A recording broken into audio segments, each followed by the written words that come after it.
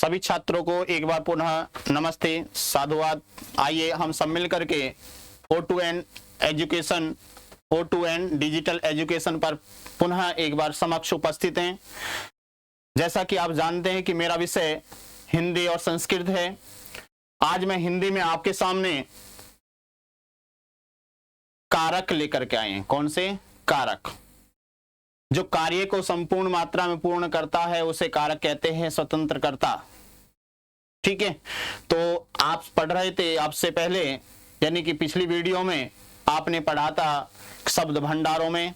अब जब हमने शब्द भंडार पढ़ लिया है, शब्द भंडार को इकट्ठा कर लिया है, तो हमारा कर्तव्य बनता है कि हम एक अच्छा वाक्य का प्रयोग करना चाहिए। अपने जीवन में वाक्यों की शैली कैसी होनी चाहिए, भाषा शैली कैसी होनी चाहिए, उसी प्रकरण में हम पुनः आपके सामने एक O2N डिजिटल एजुकेशन में आप इस कक्षा को देख रहे हैं। तो आइए हम सभी मिलकर के कारकों के विषय में जानते हैं कि कारक कितने होते हैं, कारक किसे कहते हैं और उनका प्रयोग कैसे किया जाता है। जब हम किसी कार्य को पूरा करते हैं तो बिना क्रिया के कार्य कर्ता भी बिना क्रिया के कर्ता नहीं हो सकता और बिना कर्ता के कार्य पूर्ण नहीं हो सकता। तो कारक है जो क्रिया की उत्पत्ति में सहायक हो। क्रिया कर यानी कि क्रिया माने कार्य, ठीक है। जो क्रिया की उत्पत्ति में सहायक हो उसे कारक कहा जाता है। जैसे कृष्ण ने पांडवों से कौरवों का नाश करवा दिया। किसने? प्रश्न उठता है, किसने, किसका, यही तो चिन्ह होते हैं, ठीक है। कारक कितने होते हैं? 6 माने जाते हैं। कितने माने जाते हैं? कारक 6 होते हैं। कितने? 6। कौन कौन से? कर्ता ने कर्म को कर्ण से के द्वारा संप्रदान के लिए अपादान संबंध रारेरी काके की अधिकरण में ऊपर, ठीक है। तो इस तरह से इसके कुछ उदाहरण है, चिन्ह भी हैं। तो यहाँ पे जैसे यहाँ पे कर्ता गलत लिखा हुआ है। कर्ता कारक है, कर्ता कारक, तो इसका चिन्ह क्या हो जाएगा? ने। कर्म कारक का चिन्ह क्या होगा? को। कारण, यहां भी करण आएगा, ये गलत है। करण से के द्वारा, ठीक है, से के द्वारा। अभी आपको एक टेबल बनाएंगे, उस टेबल में प्रत्येक कारक का चिन्ह, प्रत्येक कारक का नाम और प्रत्येक कारक का वाक्य आपको बताएंगे। संप्रदान कारक, अपादान कारक, संबंध, अधिकरण और संबोधन, इस तरह से आपके 6 कारक होते हैं। तो आइए हम थोड़ा सा इसके विषय में पढ़ लेते हैं। हमारा क्या है? कारक। क्या पढ़ रहे हैं हम? कारक, ठीक है। कारक कितने होते हैं? 6। कितने होते हैं? 6 कारक होते हैं, ठीक है। अब इसको हम बना लेते हैं टेबल थोड़ा सा।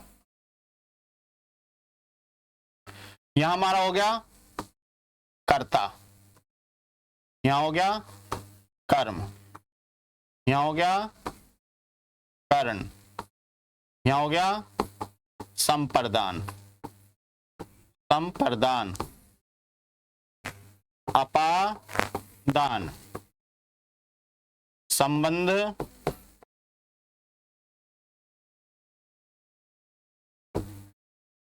और ये है अधिकरण।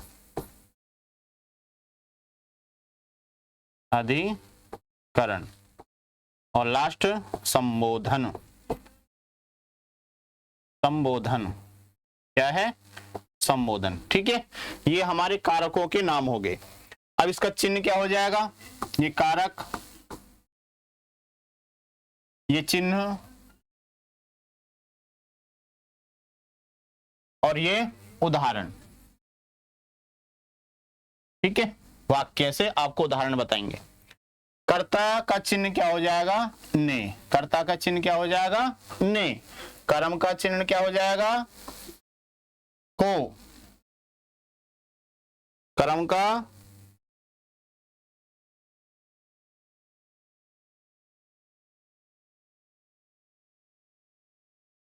को,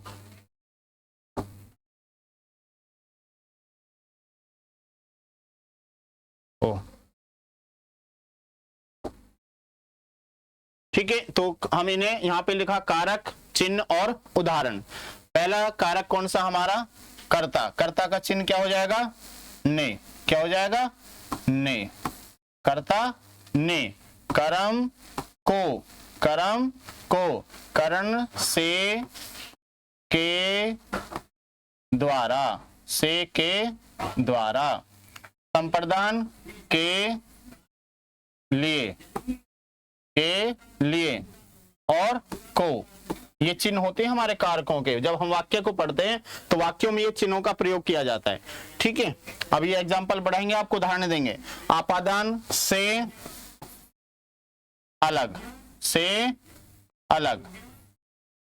संबंध, संबंध रा, रे, का, के और की। ये छोटे छोटे उदाहरण हैं इसमें, यानी कि चिन्ह ही है। अधिकरण में, पर, ऊपर। ठीक है जी। संबोधन हे, अरे। ये आपके चिन्ह हैं, किसके, कारक के चिन्ह। कारक कितने होते हैं, 6। ठीक है।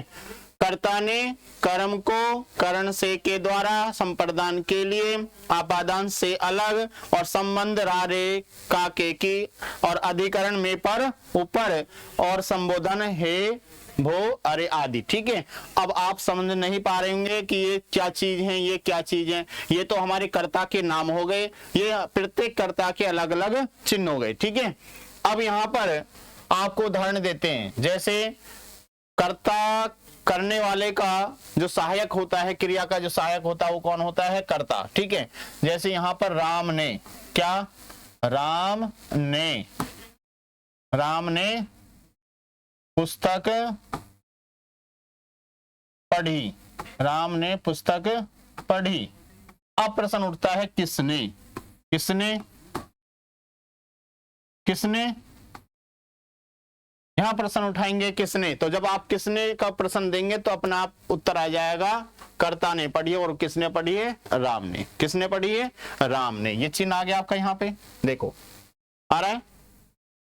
जब आप कर्ता का चिन्ह आप देख लेंगे तो किसने पढ़ी, कार्यकर्ता करने वाले, स्वतंत्र कर्ता। क्या है, स्वतंत्र कर्ता। कार्य करने में जो स्वतंत्र होता है वो कौन है, राम। राम ने क्या पढ़ी, पुस्तक। किसने पढ़ी, राम ने।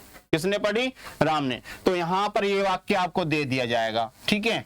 और इस वाक्य में आप पूछेंगे, यानी कि प्रश्नकर्ता पूछ सकता है कि इसमें कौन सा कारक है, इसमें कौन सा कारक है। तो आप जब इस टेबल को देखेंगे तो इसमें कर्ता के चिन्ह को देखेंगे तो यहाँ पर ने आ रहा है, और ने का आपने यहाँ पर लगा दिया। राम ने पुस्तक पढ़ी। किसने पढ़ी, राम ने पढ़ी। किसने पढ़ी, राम ने।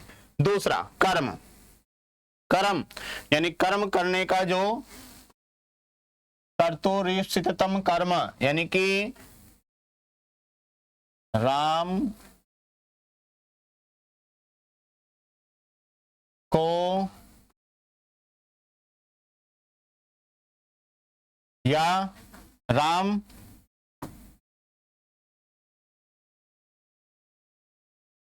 राम विद्यालय जाता है।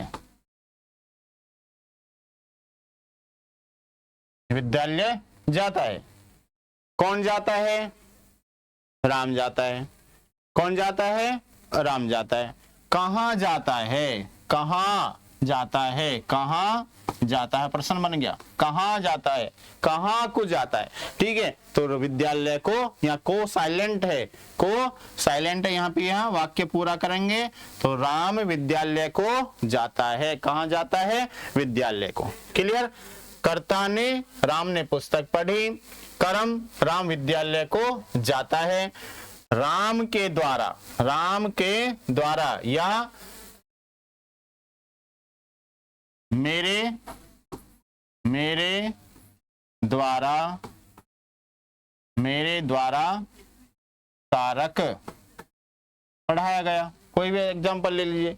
या राम के द्वारा रावण मारा गया। राम के द्वारा, राम ने रावण को मारा। किसने मारा, राम ने। किसने मारा? राम ने। किसको मारा? रावण को। कर मारा यहाँ पे। अब कर्ण से के द्वारा, चिन्ह क्या हमारा? से के द्वारा, राम के द्वारा रावण को, यानी कि धनुष के द्वारा, तलवार के द्वारा जिसका सहयोग किया जाता है, ठीक है, जिसका सहायता ली जाती है वहां पर, ठीक है, के द्वारा। मैं बस के द्वारा दिल्ली गया, मैं रेल के द्वारा कहाँ? लखनऊ गया। तो इस तरह से हम आप उदाहरण दे सकते हैं। तो जहां पर ये चिन्ह आ जाए वहां क्या बन जाता है? कारक, ठीक है। तो वाक्य में ये प्रयोग होने चाहिए। क्लियर? संप्रदान, संप्रदान, संप्रदान के लिए, ठीक है, संप्रदान राम के लिए या ब्राह्मण को, ब्राह्मण को धन दो, ब्राह्मण को धन दो। क्या दो? धन, ठीक है। किसको दो? ब्राह्मण को। किसके लिए? किसके लिए? ब्राह्मण के लिए। ब्राह्मण के लिए धन दीजिए। या किसको दो? ब्राह्मण को दो, ठीक है। तो ये चिन्ह आपके यहाँ पर, तो कोई यहाँ भी आ रहा है, कोई यहाँ भी, वहां कर्म के लिए कहा गया है कि उसका कर्म क्या? विद्यालय जाने के लिए। तो यहाँ किसको दिया जा रहा है सामान? यहाँ पर दान कर दिया जा रहा है। दान क्या है? संप्रदान। किसके लिए? ब्राह्मण के लिए दान, ठीक है। अच्छा, अब है आपादान, से अलग, किसी वस्तु को किसी वस्तु से अलग करना। छत से बच्चा गिरा, छत से बालक गिरा, या पेड़ से पत्ता गिरता है। साधारण पेड़ से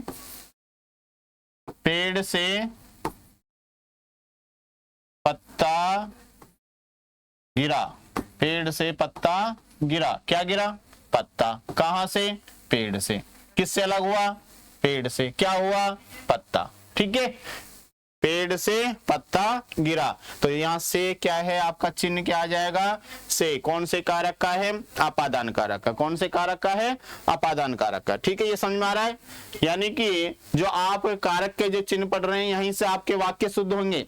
जब तक आप वाक्यों के पीछे चिन्ह नहीं लगाएंगे, वाक्यों में कर्ता के चिन्हों का प्रयोग नहीं करेंगे, तब तक हम वाक्य शुद्ध नहीं बना सकते। इसलिए राम विद्यालय को जाता है, यदि यहाँ पर विद्यालय ना होता, राम जाता है, तो प्रश्न उठता है कि पता नहीं कहाँ कहाँ जाता है। मोहन जाता है, कहाँ कहाँ जाता है। तो यहाँ पर चिन्ह देना जरूरी है। यहाँ पर दे दिया हमने, सब्जेक्ट दे दिया, कर्म दे दिया। क्या? विद्यालय। जाने वाला कौन है? राम है। कहाँ जाने वाला है? विद्यालय, ठीक है। क्रिया क्या है हमारी? जाना, ठीक है। आपने पढ़ा भी होगा, कर्ता, कर्म और वर्ब, ठीक है, यानी कि क्रिया, ठीक है। यहां पर राम सब्जेक्ट हो गया, यहाँ ऑब्जेक्ट कर्म, यहाँ वर्ब क्रिया, ठीक है।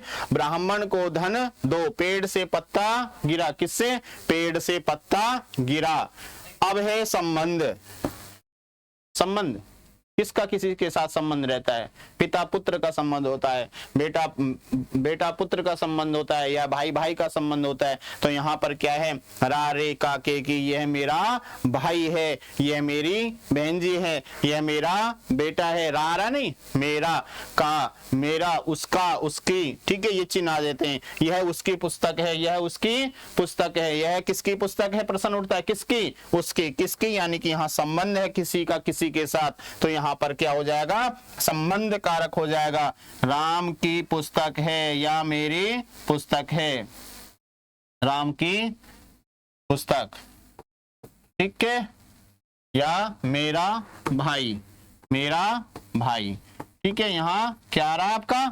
मेरा भाई, राम की पुस्तक। संबंध रा रे का के की। अधिकरण, यानी कि जिसका किसी पर अधिकरण हो, संबोधने, ठीक है। तो अधिकरण कारक है। में पर ऊपर, रा यानी कि छत पर, छत के ऊपर, छत पर, ठीक है। कमरे में, यानी कि कई जिस चीज का ज्ञान होता है, किसी वस्तु का कहीं अंदर की तरफ ध्यान आकर्षित करना कि बालक कहाँ पर बैठे हैं, बालक कमरे के अंदर बैठे हुए हैं। पक्षी कहाँ पर बैठा हुआ है? पक्षी पेड़ पर बैठा हुआ है। छत के ऊपर कौन है? तो छत के ऊपर पतंग उड़ा रहा है बालक, ठीक है। तो यहाँ पर क्या है, ये अधिकरण कारक हो जाएगा।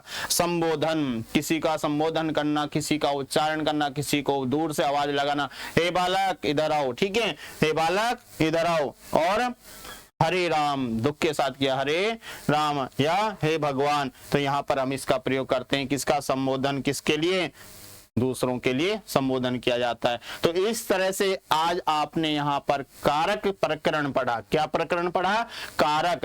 कारक कितने हैं, 6 कारक होते हैं। आपके सिलेबस में बहुत ही महत्वपूर्ण है, क्योंकि जब तक हम इन कारकों के चिन्हों को नहीं जान पाएंगे, जब तक हम इनका एग्जाम्पल उदाहरण नहीं जान पाएंगे, तब तक हम वाक्य की शुद्धि नहीं कर सकते। क्योंकि वहां पर भी प्रश्न आता है कि इस वाक्य में क्या अशुद्धि है, इस अशुद्ध वाक्य को शुद्ध कीजिए। जब तक आप शुद्ध करना नहीं जान जाएंगे, तब तक आप वाक्य को शुद्ध नहीं कर सकते। इसलिए आपको सबसे महत्वपूर्ण क्या है कि आप सबसे पहले कारकों के चिन्हों को बड़े ध्यान से सुने, बड़े ध्यान से पढ़ें, और प्रत्येक कारक का नाम याद होना चाहिए, प्रत्येक कारक के चिन्ह याद होने चाहिए, प्रत्येक कारक के उदाहरण भी आपको बनाने आने चाहिए। तो इसलिए आज हमने आपको कारक पढ़ाया है, जो स्वतंत्र रूप से जो कार्य करता है, स्वतंत्र का यानी क्रिया को करने में जो सहायक होता है, उसे कारक कहते हैं। जब तक कोई सहायक नहीं होगा, जब तक कोई सहायता करने वाला नहीं होगा,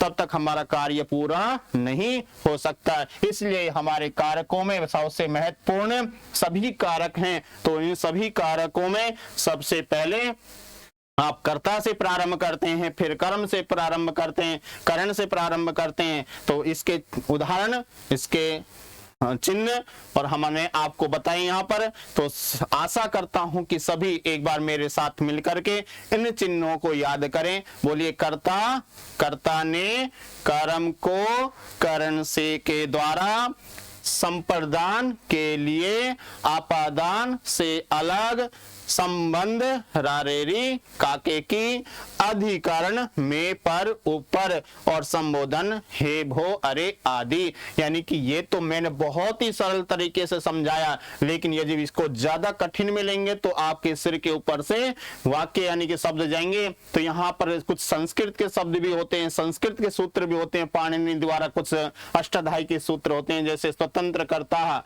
कर्तुरीप्सितम कर्म, करण के लिए अलग अपादन से अपादान, ठीक है। तो यहाँ पर ध्रुवमपाई अपादान, ध्रुवमपाई अपादान, अब समझ में नहीं आ रहा क्या बोल रहे हैं। यहाँ पर संस्कृत के शब्दों के माध्यम से हम कर्ता के चिन्हों को पकड़ पा रहे हैं, कर्ता के चिन्हों को पहचान पा रहे हैं, तभी हम वाक्य का प्रयोग कर रहे हैं। तो आइए हम सब बड़े ध्यान पूर्वक इस वीडियो को और इस टॉपिक को बड़े ध्यान पूर्वक सुनेंगे कि आप कमेंट बॉक्स में केवल कर्ता में संप्रदान का उदाहरण देंगे। कौन सा, संप्रदान का, ठीक है। और इस वीडियो को, इस चैनल को आप बड़े ही सहृदयता से, प्रसन्नता पूर्वक एक दूसरे मित्रों को शेयर करें और इसको क्या करें, लाइक करें।